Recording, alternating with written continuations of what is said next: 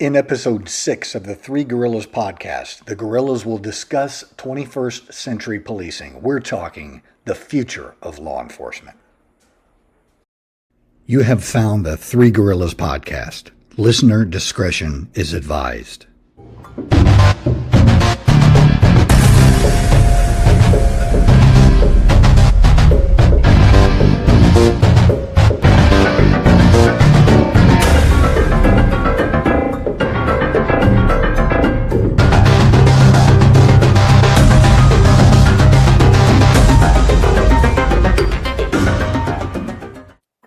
Welcome back to the Three Gorillas podcast. My name is Greg Lawson, and always I'm here with retired Captain Joe Escorbano and Major Mark Sawa. Combined, we have over 100 years of law enforcement experience. How are you fellas doing tonight?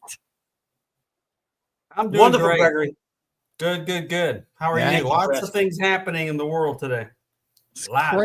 Craziness. So tonight we thought, we've been talking about this for a little bit, but tonight I think we're going to talk about the future of policing and the things that have happened over the last few years that have kind of changed the whole environment, right? The 21st century police model. Yeah. So that's something that you deal with a lot. On my side of it, coming out of training, I've been, out of the academy for a year and 1 month now, teaching over at Austin Community College in the criminal justice department and doing the academic alternative education side of it.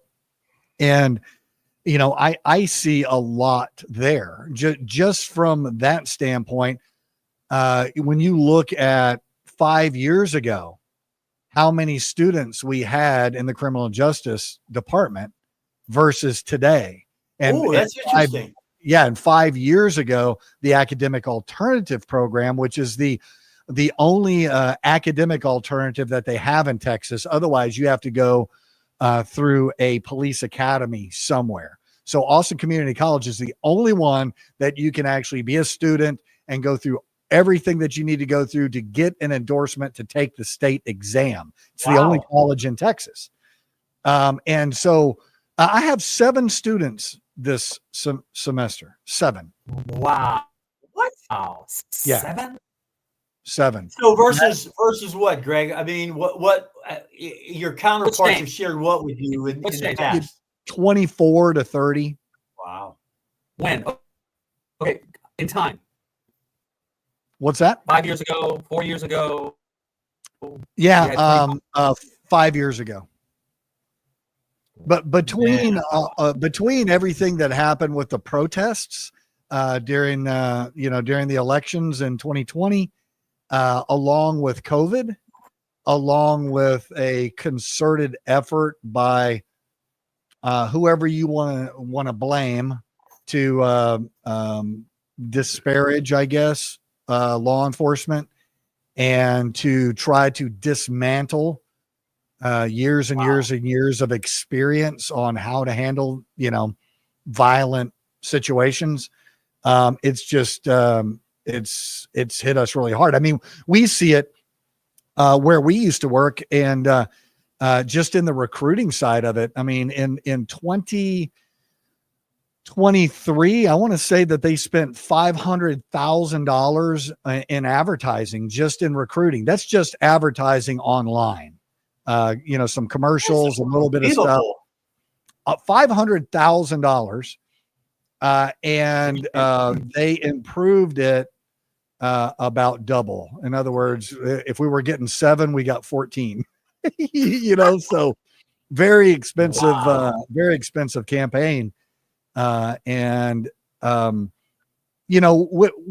everything that happens in politics, everything that happens locally, the peer pressure amongst people, along with just the overall demand for the job, and the fact that for the most part, there's been a pretty good competitive job market. It's hard to get people to come over and do this, especially when you're talking about a group of citizens, and handle this however you want to handle it. When you have a group of citizens that has a choice whether they're going to give a pledge of allegiance or not, whether they're going to support their country or not, and if you raise people that are not connected to their community, don't put forth effort to be a good citizen, and they just say, you should be doing this for me, you should be doing this for me, you should be doing this for me. How are you going to find people that can see through the clutter and see the bigger picture and realize, imagine if we shut law enforcement down for 1 week, everybody just stay home. It'd be like the Purge. It'd be like, yeah, it'd be the Purge, man. The Purge. Be like, yeah, you're right. The Purge too. Yeah. I mean, you know.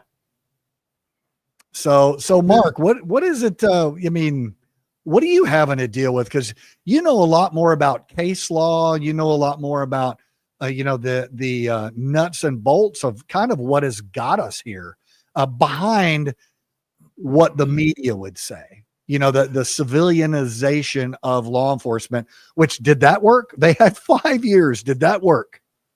It really didn't even, it really wasn't even applied. I mean, even the places that, I'll use my air quotes, applied it, didn't really apply it. It wasn't applied in the way, anywhere near the way that they had talked about applying it. It was just done in these very tiny little incremental places, with the hope of phasing it in. And to my knowledge, there's been no place where it was actually phased in the manner that they had contemplated that it would be. And I want to just kind of expound on what you were saying, Greg, about the 7 people in your class.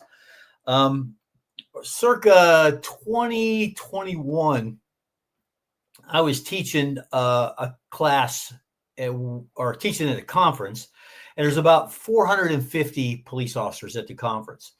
And there was a little bit of a break in my instruction because they had to do something with this raffle, and it had to get done right then and there. And they came up and asked me if I wouldn't mind giving a little bit of a 15 or 20-minute break so they could take care of this raffle and that the people that were responsible for it could get on their way. So during that period of time, as they were setting up and getting ready to do their thing, I asked the indulgence of this 450, maybe 500 person audience, all police officers. And I asked their indulgence if I could ask them a couple questions, take a poll, if you will. And the first question I asked was there anyone in the room that had a child between 1 week and 35 years old? And if they had a child or children between 1 week and 35 years old, to stand up. And I'll say probably about 85, maybe 87% of the attendees in that conference stood up. So I said, remain standing, if at some point or any point in your child's life, if you would encourage them to have a career in law enforcement, remain standing. Do you know how many people remain standing? 0. None. That's right. Wow. That's sad. Not one. That is terrible.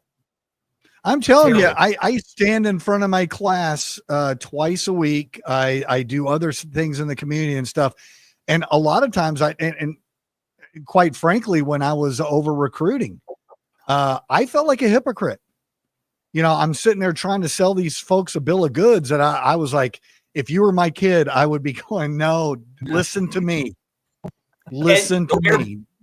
And it's funny. One of the guys that come up to me at the conclusion, a lot of folks come up and they shake your hand and stuff. And this one guy came up to me and said, not only wouldn't I encourage my child, but I'd stand on the steps of the training academy on their first day with a baseball bat, swinging for the fence if I saw them walking up to that training academy. So, I mean, that to me says everything. I mean, 450, 500 people, 87% of that audience had a child somewhere in that age range, and not one person would encourage their child to to get into law enforcement. You know, back in the day, the sheriff's office, I mean, you would have like, 400, 500, 600 applicants, and they would be just taking people out for nothing. Oh, this 400, guy, 500, he didn't put a period. Over they an had APD. thousands. They had thousands of And applicants. thousands. Oh yeah. I mean, they would eliminate you for not putting a period or a comma. And also their backgrounds, hey, if you had anything like, a late bill, they nail you to the cross. You would be out, gone. Nowadays, I wrote a hot check for like $15 in Alaska in 1983 or something like that. And they pulled that up and they ran me through the ringer for about 15 minutes on my board on that. And I was, I wrote it when I was 19 years old, and I bought something at the PX there at Fort Richardson, and I don't know what happened. It bounced. Yeah. And it was really rough. And now, I get called into research and planning going, so how are you going to get these people to pass their test? I'm like, well, they can't read. I got, if they couldn't read in 12 years of going through school, I can't run them through a GED program in 6 weeks during their police academy. No, but that's what they expect you to do. They expect you to accommodate them. Well, actually, they expect you to teach to the test, and that's what they want. They want you to teach specifically to the test, so that all of your instruction is surrounding or revolving around that test. So the score is, everything that they do is about that test, which a lot of academies do. It's not something that you. So getting back to the 21st century stuff, Mark, I mean, that's just perplexing to me. I mean, you did a lot of work with that. Well, I'm going to tell you what happened in this case based upon my observation is that the 21st century started in 2001. But the so-called 21st century police model never came full circle until the post-Ferguson era of American policing came as a result of the incident that occurred on August 9th, 2014 in Ferguson, Missouri. And what happened in that case, or what happened there, that was the Barack Obama administration. And what was happening is that I was part of a program called Valor, and Valor was a brainstorm of the Obama administration. And what happened with Valor was in 2010 at the IACP, that is the International Association of Chiefs of Police Conference in Orlando, the then Attorney General, Eric Holder, had attended that conference, and they pulled together this consortium of law enforcement leaders. And the federal government, more specifically the Department of Justice and Eric Holder, was offering whatever assistance that they could provide to law enforcement leaders. And we were at the time, the IACP conference, I think that year was in May, and we were on track to break the number of officers feloniously assaulted from 2009, which broke the record in 2008. So basically, from my understanding, President Obama got with the Department of Justice and said, solve this problem. We cannot have this number of officers being feloniously assaulted and killed in the line of duty. So if y'all remember, in 2008 was the giant debacle, the budgetary debacle across the globe, almost with the same effect as the Great Depression. So law enforcement leaders attending that conference were in a position were cutting staff. And if you're cutting staff, you have no money for training. So basically the mantra was, we have no money for training. So the federal government put forth this giant supply of money and put together this program called Valor. And Valor is this really kind of convoluted acronym that I can't even remember what it is. But it is, in short, it was a program to provide survivability and resiliency training to officers all across the country. And basically, Valor was put together in this conference setting where each instructor, I'll use my air quotes, subject matter expert in whatever training that dealt with survivability and resiliency, would put on that training and in a 2 hour, sometimes an hour and a half, sometimes if you were lucky, a 2.5 hour portion. And they provided to all officers all across the country, totally free of charge. And not only did they attend the training, but they were then part of this resource heavy program called Valor, and they could tap into their profile on the Valor website and have access to this giant library of information that dealt with survivability and resiliency.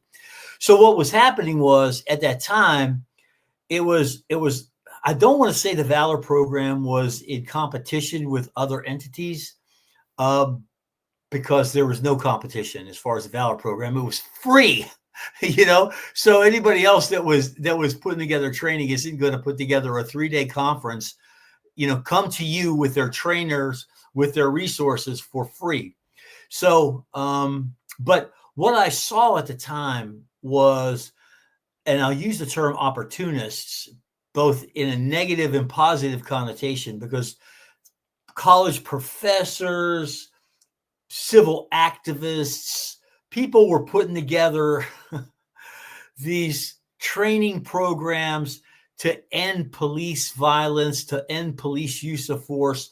And it was a madhouse. It was chasing headlines all across the country, because, as you know, the media was doing the same thing. So if there was a use of force that had even the hint of impropriety in anywhere across the country, it was #1 headlines, because they wanted to fan the flames, feed the flames that was going across the board. So, so what I saw was just this.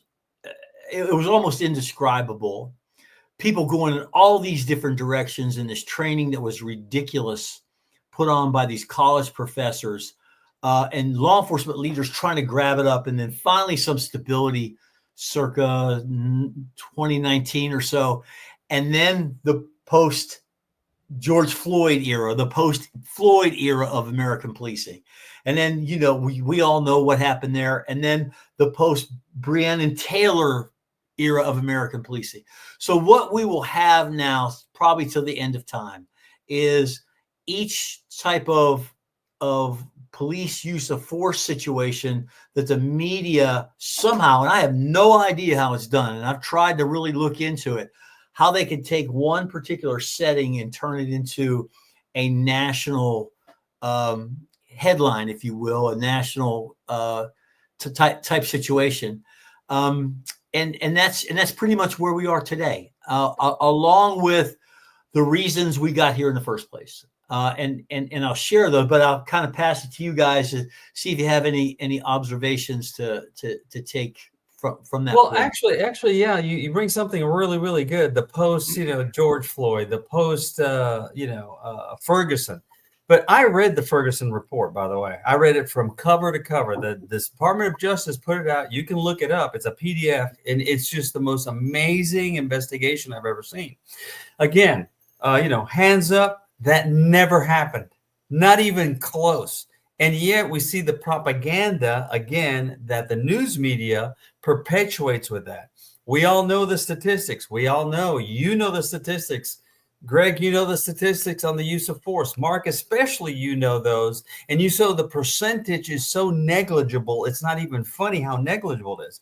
It's not like, I put my uniform on and my intent to go out and patrol is to go to, beat the crap out of somebody or violate their civil rights. That doesn't happen. That is just not happening. We just want to go to lunch. The volume. And he might Round Rock Donuts. But the call volume, again, is just, it doesn't happen. But then you turn that around and look at what with the PSYOPs does not, I'm going to go ahead and use that word because everybody else is using it, that they're playing the news media. I mean, you've seen those where you see one person from ABC, another one from this other one, or another, and they're all saying the same exact words. Hands up. How many of hands up that we see? Did we get an apology for that? No. Did that poor officer in Ferguson that was doing his job? There were actually eyewitnesses to this that the news media never even spoke to. One of the eyewitnesses, Mark, And I know you read about that. He said, I would have shot that guy a lot sooner than the officer would have. And this guy was a convict. He was a convict. They went so far in this investigation, just to show you this one, thing right here that they did, that they went ahead and canvassed miles around and found, what are the odds? What are the odds of you miles around canvassing and you catch a rap musician? Yeah, a rap musician was recording some music that night and he captured the gunshots. Yeah. Those gunshots that they got from that recording corroborated the officer's story, exactly what he said he did and how many shots he fired. And then, of course, everybody went over to the guy that this so-called, good kid that they show him, with his, his graduation thing, holding flowers, but they don't show that he went into the shop right there, got video of him pummeling a guy, pummeling the owner. And then what do? They burn the guy's business down. But to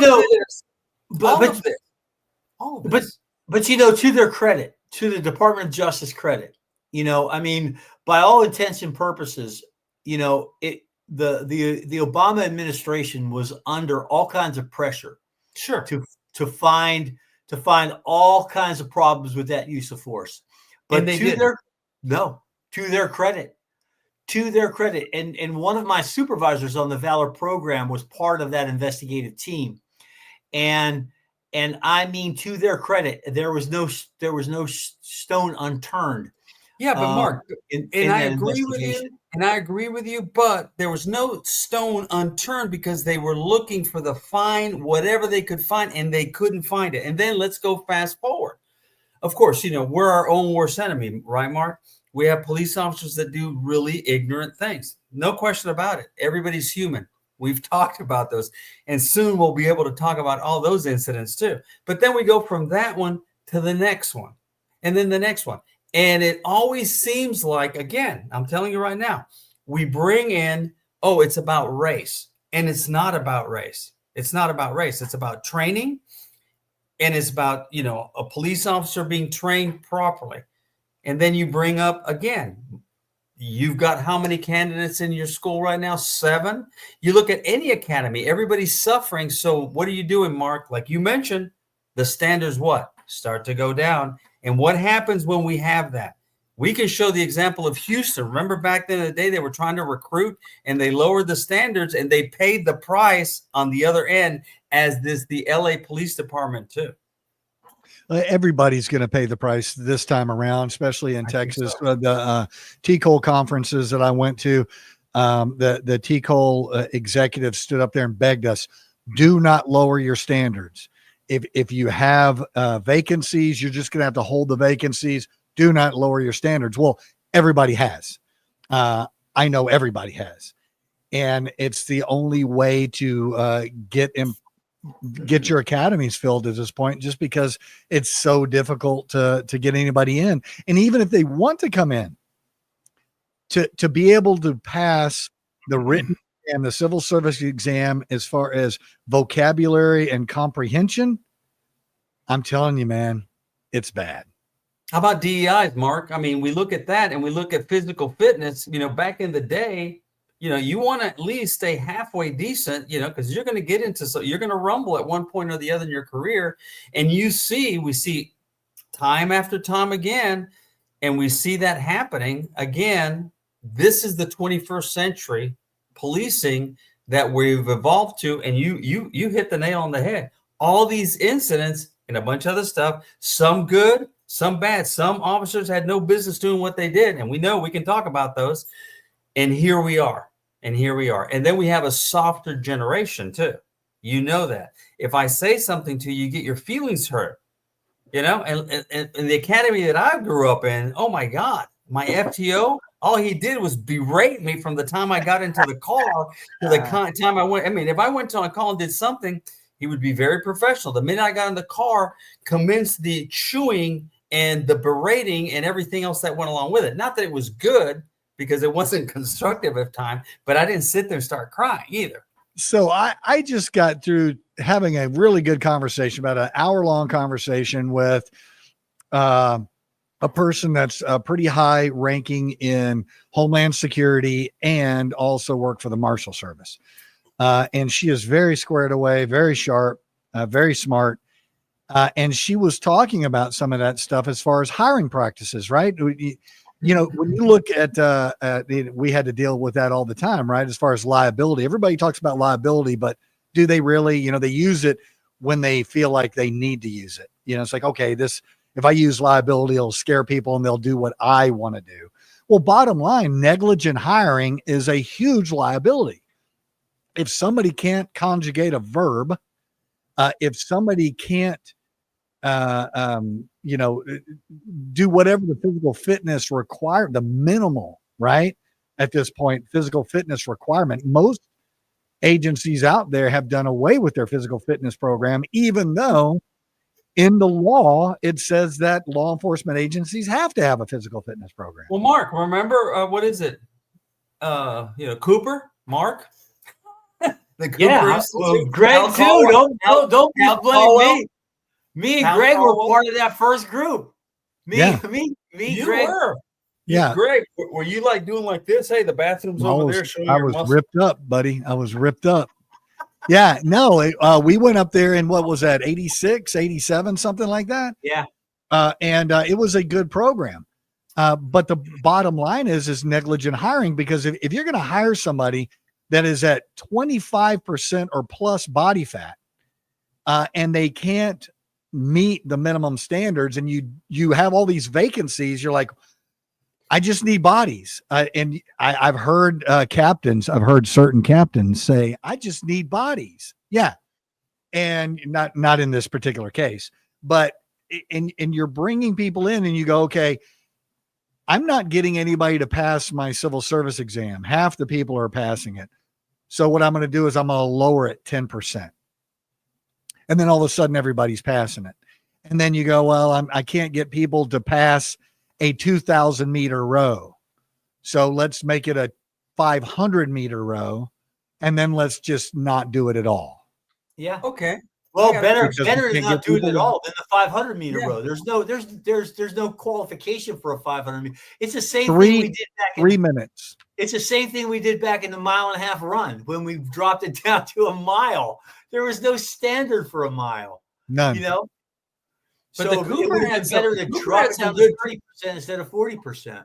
But the Cooper had some really good stuff as far as, like, you know, the mile for this age group, that age group. It wasn't bad. No. It was not bad. And it also motivated people to work out on their own so that they would keep their job. And you know, we can argue that all day long as far as whether that's realistic, whether you're measuring skill-based police techniques or you're measuring someone's wellness, because it's completely different, right? Well, some people can rumble and others can't. I'm not saying that, but I'm saying that, you know, in this job, unfortunately, if you look at it, and Paul Harvey, if you haven't heard Paul Harvey when he talks about policemen, he's great. He has that speech that's just fantastic. But he goes the whole circle. They want you to be a priest. They want you to be, you know, an Olympic runner. They want you to, all these things that you're supposed to be encompassed in one. And realistically, no, but you can at least have a semblance of some measure, some standard that will at least get us there. Because one thing that I have noticed, and I have noticed this a lot on some of the applicants that I even had coming, trying to get to our office, that we had like 17 of them, and I came down and I withered it down to 3 applicants out of 17 when I looked at their application. And one of the things that you look at the most, okay, that really throws me through a loop is that we don't look at your entire picture. Because if you're not paying your bills, if you're falling behind on your bills, if you are, you know, you have problems, all these other, you know, baggage that you got over there, you're going to bring that to police work. And that was the whole thing when we came up. And the way we came up, you have to have a semblance that they would go talk to your neighbors. They would go to really talk to people that knew you. And now it's just kind of like, no, we're just trying to get some bodies. Yeah, so you have, you know, 4 bankruptcies. Hey, no big deal. You know, we can sell a couple of tanks. You'll make up for it. And part of that is in the hiring process. If they pass the test with a 71, if they pass the row by 1 second of the minimum, and they can clear their background if they have felonies, adjudicated, I don't know. Anyway, so and you get them to the board, right? And now we can't ask pertinent investigative questions on the board. We have a set of standard questions. And this is what I was talking to that Homeland Security person and a federal marshal person she was complaining about. We have this list of questions. We just sit there and ask the same questions, like robots, and they give the same answers, and everybody just passes everything. And I remember, so when I got hired on, and I got hired on just a couple of months before Mark did, my board was brutal. It was racist. It was sexist. It was nasty. There was every word in the English language used in that room. And they were doing that for a reason. And they got me to a point to where I did not care. They got me to the point to where, thick skin. yes, they got me to the That's point. all it was. They said, Sergeant Silikowski has your last question. And I'm sitting there. Was it about Vegas? Was it about Vegas? I'm sitting there all straight. And I look over and he's smoking his Pall Mall cigarette and drinking a Diet Coke. And he says, Mr. Lawson, do you like boys? And I'm like, what? Really? Yeah. Oh, yeah. I'm sitting there and I was like, yes, Sergeant, I like boys. He goes, no, I said, do you like boys? And I said, I like boys just fine. And then he said the word. I'm asking you if you are a fairy. Yeah, that's the word. I don't know why. I think adults listening to this thing can handle the word. But he says, I'm asking you if you are a faggot. And I'm sitting there, and at this point, they have pushed me so far. At this point, I was like, I could care less if I get hired or not. I looked at him, I said, Sergeant, I did not realize that was a prerequisite, but I'm willing to learn. Like the whole board just busts up laughing. I'm like, screw it, I'm out of here. I think that they were trying to rattle your cage. I think it was Bruce Harlan. Bruce Harlan. The Moose. I think it was Bruce Harlan came up to me later and he goes, I want you to know the other candidates had a lot more experience than you did. The only reason you got hired is what you said to Silikowski. That's the only reason you got hired. That's great. I can't imagine Bruce Harlan being on that board. Oh my God. I want to say he has more he has more stuff in his closet than Imelda Marcos. Stop that. He's a great cop, though. He is a great cop. Great cop. But let me tell you something. Ethics. And the reason why I bring that, Mark, you know this, and Greg, you know this. Does the sheriff's office have a code of ethics in their policy? Yes. Mark? Absolutely. We have one too. But you know what? That code of ethics means absolutely nothing. And the reason why I'm saying that, because when we're looking at you and we're trying to hire you, I can't ask you any questions. Nope. And let me explain.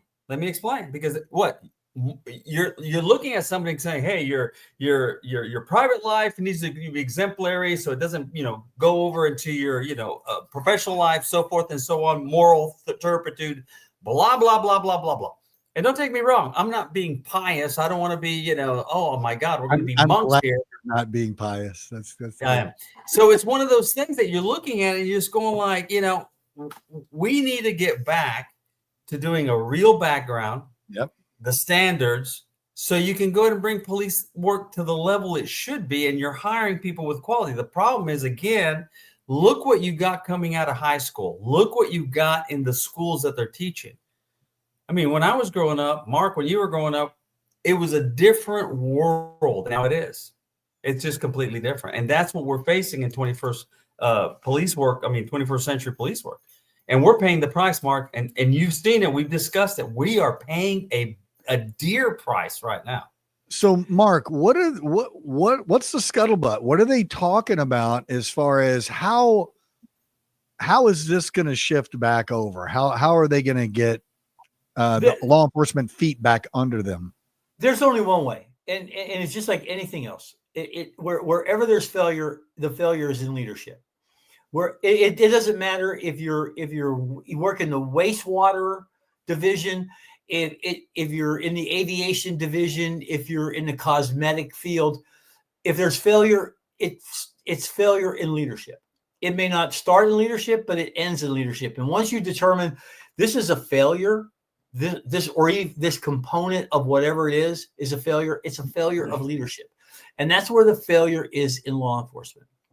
And when you say failure of leadership, what are you talking about? Well, I'm talking about from just name wherever there's a hole at. Then let's talk about recruiting. Let's just talk about that in and of itself. If it doesn't become, and this is in my experience, when there's failure in 7 ways. And I teach this in my leadership class. The first failure is hiring and recruiting. The next failure is training, from the moment that they get into the training academy all the way through their career through in-service training. The next is in policy, a failure in policy or standard operating procedures. The next is in first line supervision. The next is in data accountability and transparency. The sixth is community outreach, community engagement, community education, whatever you want to call it. And last but not least is failure in executive level management. And some organizations have failed across the board in all 7 of them. But if there's a failure in one, it will have an adverse. It's like having an infection in your leg. If you have an infection, an open sore that's an infection in your leg, but everything else at that moment is good, at some point that will have a reciprocal effect throughout your entire body. Catastrophic. It's catastrophic. It's the same thing with an agency. Where there's failure in one, it will have a reciprocal effect all across your agency. And as I said, many agencies are failure in all 7. Man, that's a great point, Mark. That is a great analogy. Great. Well, one of the things that I saw is, so when you're having to staff a jail, you have set standards that the state says you have to do. And if you have holes, they will fine you and they will do horrible things to your organization. The state will. So you have to fill those voids. You have to hire people. You have to figure out a way to get them in there and get them through the training and get them to pass the test by 1 point so that they can go take that position. The real issue, though, is it seems like there's a role reversal. Administration used to tell the new hires, this is how you need to be.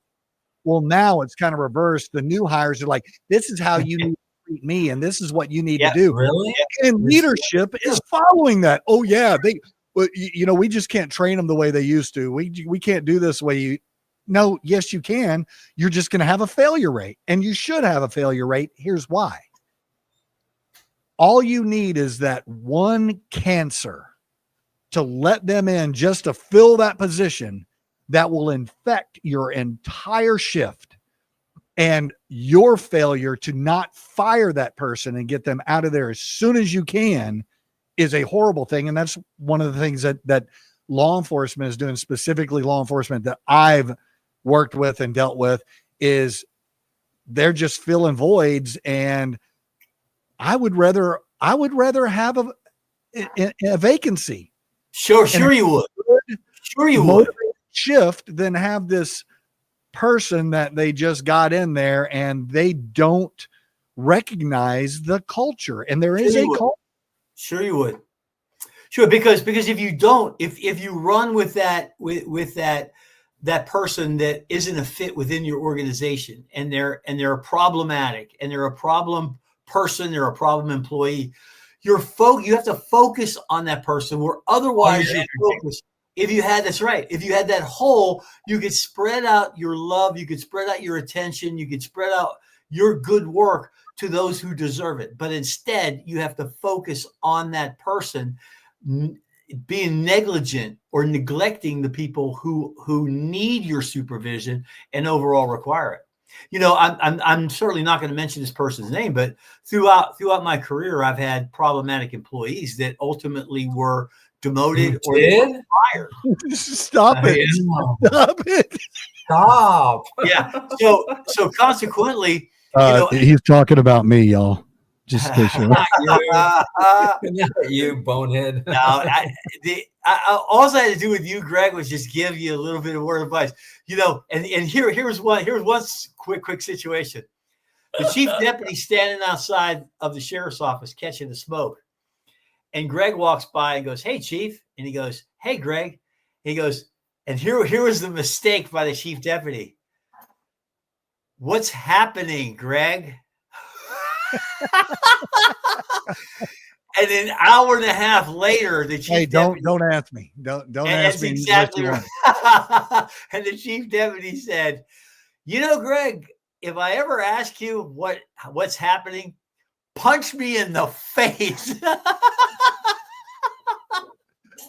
Yeah. You know what he said about that? Greg was Greg, when people say what's happening, that's a colloquialism. That's I wasn't clear. I wasn't clear.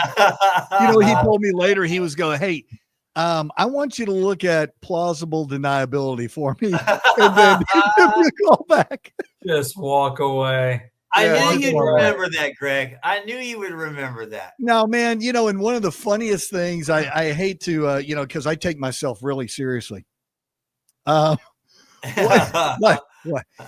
Really? One of the funniest things that you ever said about me, you were telling somebody a story, and I think they said, "So how's Lawson doing out there?" And you were like, he needs more attention than Zsa Zsa Gabor.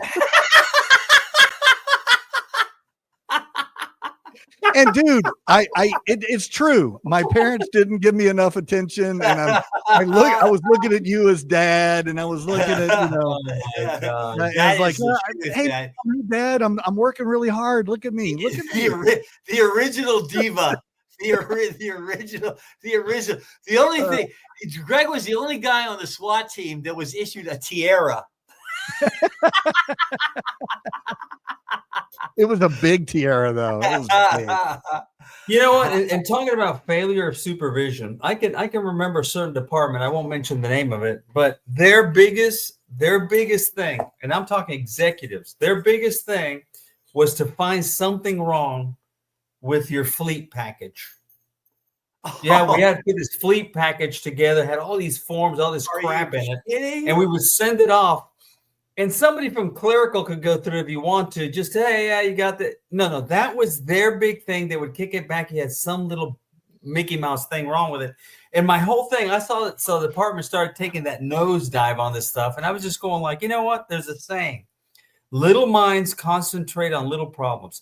You have these other problems here in the sheriff's office. You have the attrition. We talked about attrition back in the 90s. Did we address it? No, we did not. "Oh, yeah, we'll just throw some recruiting." Yeah. Okay. Yeah, we'll send a couple of people out there. I'm not going to mention names because if I do, you guys are going to bust out laughing. It went downhill, and I saw that descent going down too. And it was just like, after a while, I was just going like, we're just headed nowhere. Well, in future in law enforcement, we know that, let's say, if there are elected officials, that there will be elected officials that will get into positions that will be over law enforcement that have never done the job, have never answered a single family violence call, have never worked an hour in the jail, in a pod in a jail. They've never. Do you have somebody like that? Do you know somebody like that? And that person has to rely on, their administrative people that they put in there. And if they're giving them bad information, the problem is when you have legitimate things that you want to work on, you want to solve this problem, and they say, "We don't have problems. We want to look at these things as challenges." It's like, can you not worry about my verbs and my adjectives and my nouns? Can we talk about the problem? Because every psychological evaluation I've ever taken, which has been many, by the way, a lot, they all say I'm a problem solver. Every one of them listen the top three things. I'm a problem solver. That's a cop personality. Yeah. And but the thing about it is, if you work for an agency that has no problems, they just have challenges, you don't have a job anymore. And so I'm in that position where you're more worried about correcting my speech pattern than you are fixing the problem. Yeah, and that's what you know. That goes back to what Joe's saying. Ever ask me for advice? No. Okay. You two, but you've done this. But think about this, Mark. CompStat. What do we accomplish in CompStat? Because it wasn't a real CompStat. We didn't really have an analyst going through some stuff in there. It wasn't. So I will tell you now. I can't speak for your CompStat, but I can speak for mine. And there's many times things were solved in our CompStat. There's many problems that came to light. And one of the good things, and you can and again, you can crap all over it about CompStat, but one of the things that I found is it afforded people who didn't ordinarily have a voice. If you invited them to CompStat, it gave them a voice and gave you the opportunity to hear that voice where you otherwise wouldn't have heard that voice. Now, it's a giant chain of command jump, but sometimes you need that in an organization. No. I'm not saying that portion of it. I'm saying in the sheriff's office, when we first started it, we had nobody really. For example, Baker 11, Baker 12, you have X amount of burglaries, you have X amount of this, X amount of that, and you have a chart showing you, hey, what are you doing about this, Commander? You've got this many robberies, you got this many homicide. What's the scope of what you're doing? I know what you're talking about.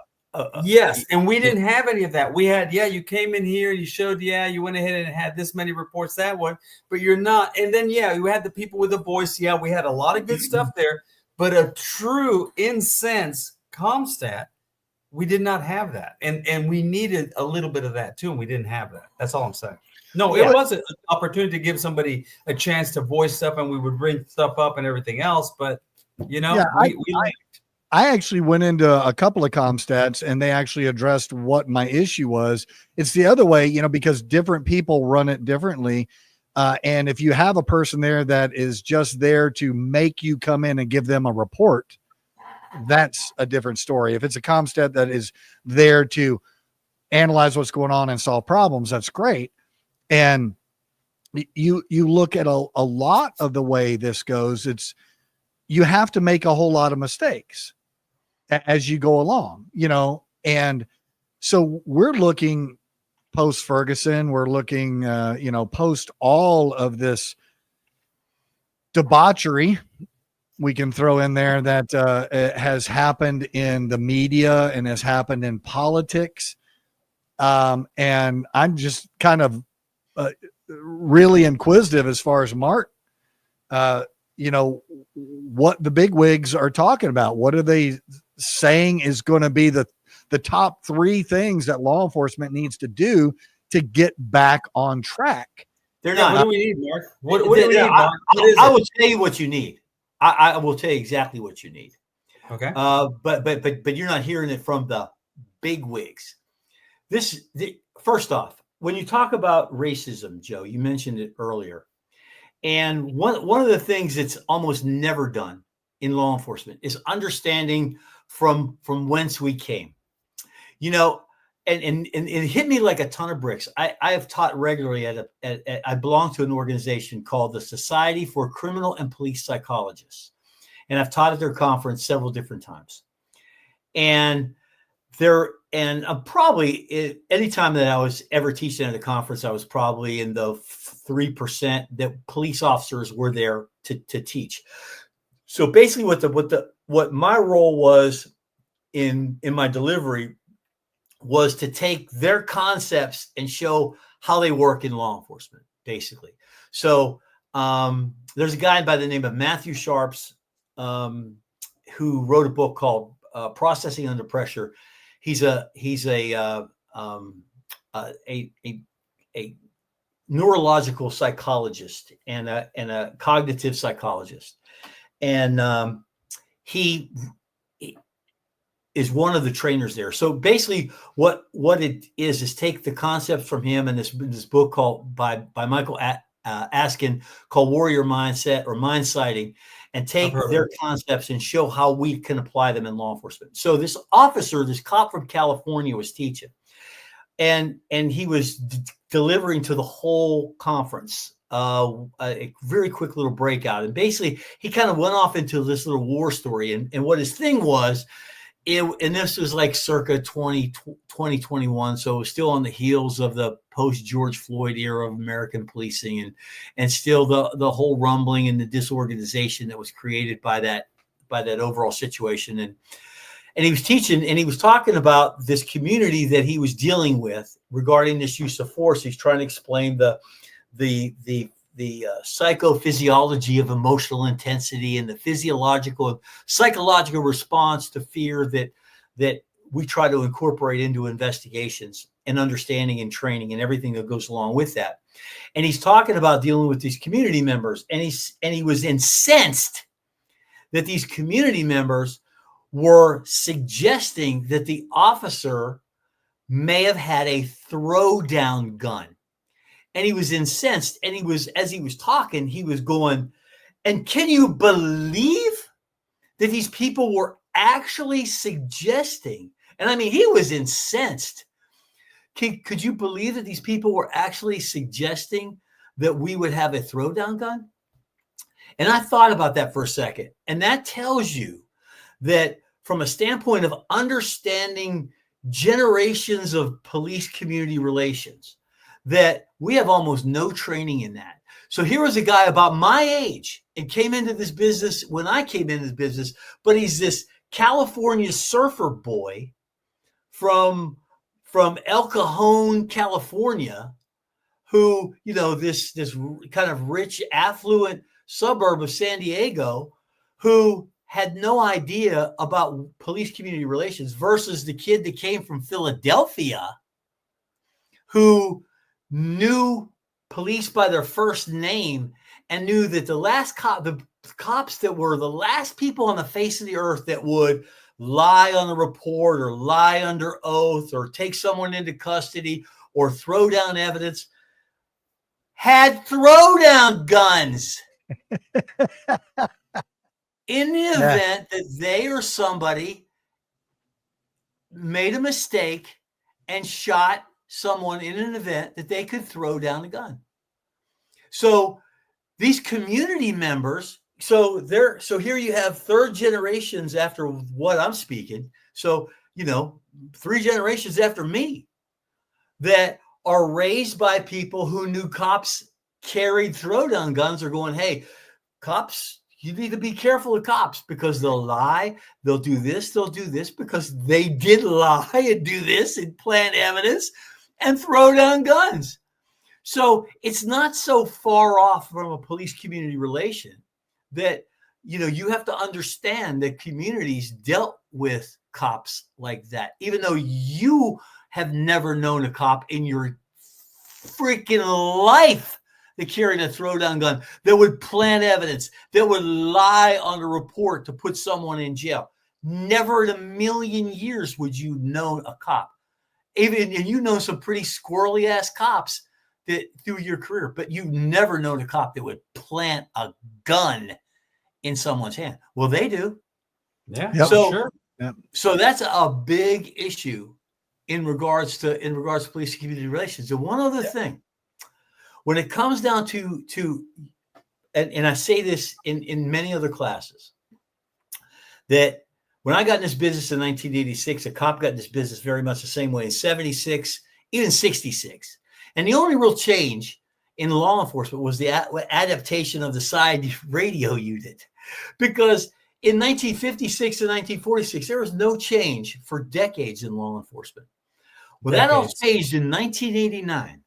And from 1989 to about 2004, about 15 years worth of change. More change occurred in that 15 years than did in the previous 100 years of law enforcement. To be quite frank with you, it changed about 5,000 times more. Yep. And what was happening was that we had a better understanding of, Greg brought up deliberate indifference, negligent hiring. Well, Monell versus Monell versus New York kind of put all the deliberate indifference in one shroud. So negligent retention dealt with negligent hiring versus negligent supervision versus negligent training. It all was lumped into one deliberate indifference. And that was all part of the same shroud of what occurred in law enforcement. And we became real familiar with that. We became real familiar with case law. Hey, everybody, we have to make sure these people are trained. We're giving them things. We have to make sure that they know how. And literally, I could talk for 6 hours about the changes that occurred in that 15 years. But many of the changes was a formatted defensive tactics program. Before that, it was, hey, somebody took karate and they put together the defensive tactics program. And now we had real defensive tactics program. We brought in the side handle baton. We brought in the ASP. We brought in the pepper spray. We brought in the patrol rifle that was never part of our tactical array. We brought in the conversion of semi-automatic handguns. So what was happening was, in this period of time, law enforcement across the nation was going, hey, deliberate indifference, we have to make sure these people are trained. We have to make sure these people are trained and understand use of force.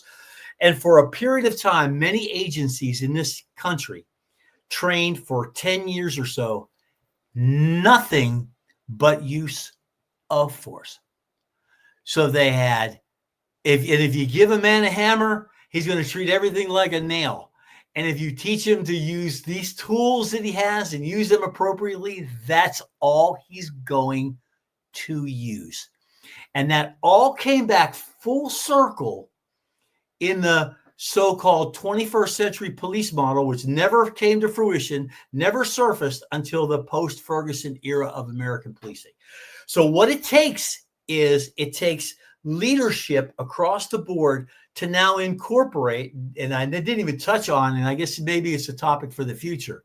I'll use my air quotes again, de-escalation, and talk about how maybe removing that word, because it's become such a buzzword and taken on so many negative connotations and misused across the board, how to incorporate that concept of understanding time and circumstances, when to avoid a use of force, when you can't avoid a use of force, and understanding, and then going back to the sixth failure, community outreach, education, and community engagement, and making sure that leadership, that executive level leadership, make sure that all these bases are covered. Because if they're not covered, you're going to inevitably have a failure. And that's where it all lies, basically. Yeah. Well, I mean, this topic, I think there's no end to the amount of things that we can talk about: recruiting, training. There is no end. There is no end.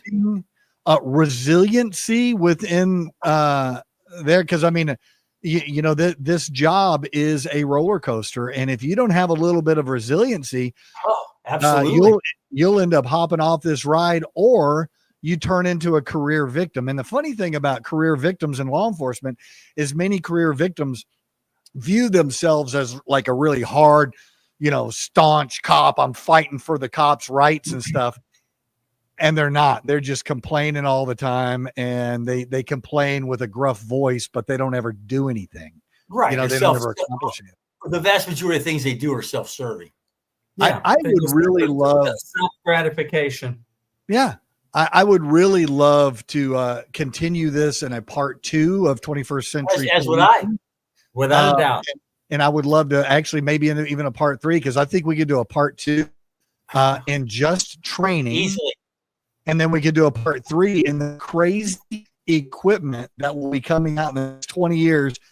I can see easily a cop pulling up in this electric vehicle that he's got. As soon as he gets out of the car, a drone pops off the roof. Electric bicycle pops out the back. You jump on the bicycle, ride down to wherever. Coming. I mean, yeah. It's already here. It's coming. You're going to see that, and it's going to be a leap and bounds. The 80s, like you said, Mark, you saw that big leap. Remember, that goes hand in hand with what was happening in the computer world. what was happening Exactly. with those microchips, Exactly. everything started to accelerate all the way across the board. If you look at a policeman now, from the time you began, the very first uniform that you got, and I stand you side by side with that officer, they would look at you like, where did grandpa come from? Because it would be like, you are just like, you don't have enough crap on you to deal with what we're dealing with. And it's just like, our uniforms were just, meticulous, everything. Not anymore. I'll tell you a funny story real quick about the technological advances in law enforcement. Circa 1997 or so, we had a supervisors meeting, and Dan Richards, God rest his soul, came into the supervisor. Great guy. And for an old timer, he was like, I'll use my air quotes again, on the cutting edge of the technology curve at the sheriff's office, or the technology boom. And he came into the supervisors meeting and he said, okay, everybody better be off Word Perfect. Everybody better be on Word 97. Everybody better be here. Everybody better be here. This is what is expected. You're a supervisor. You better not be writing memos in all caps. And he's just kind of going through you better advance through this, because this is not going away. It's only going to advance, and you better advance with it. Basically, kind of reading everybody the riot act, that everybody was cutting all these corners, believing that somehow this was all going to go away at some point. And he said, and you better be on email.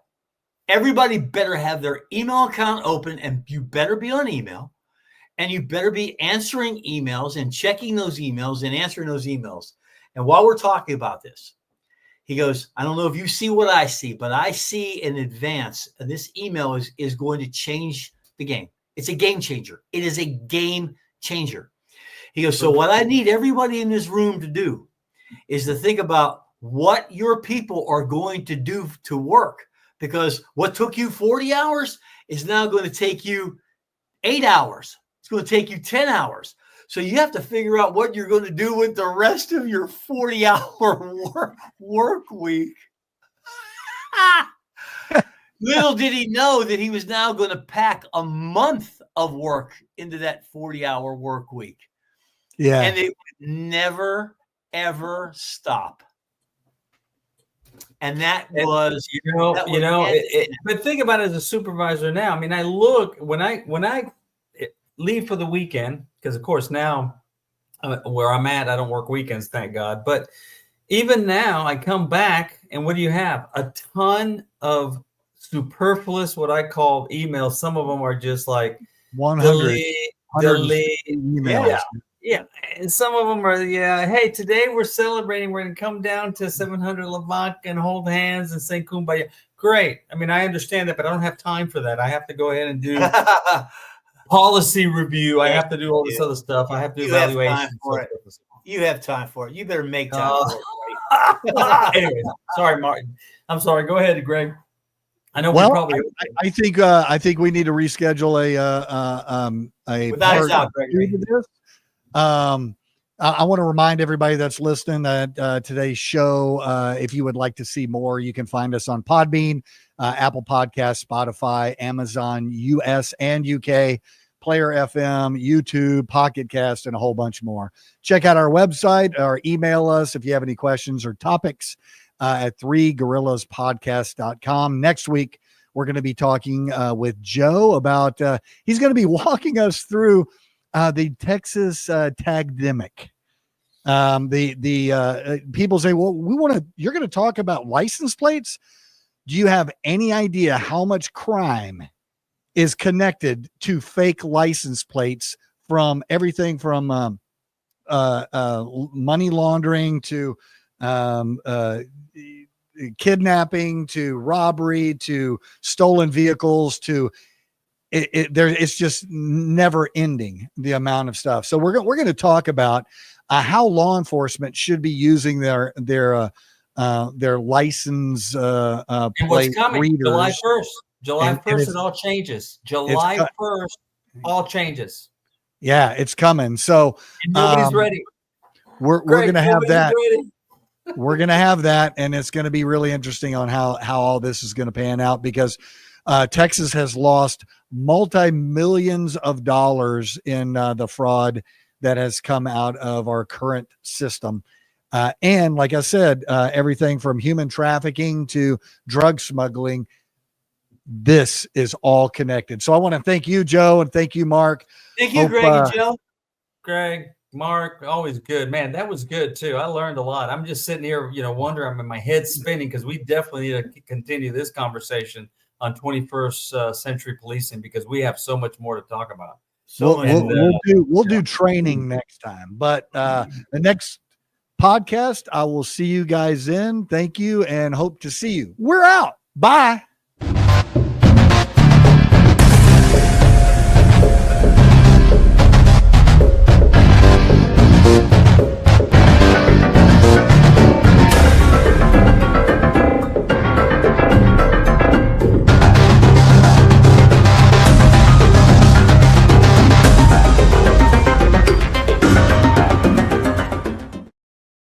The Three Gorillas podcast is a zombie advocacy production.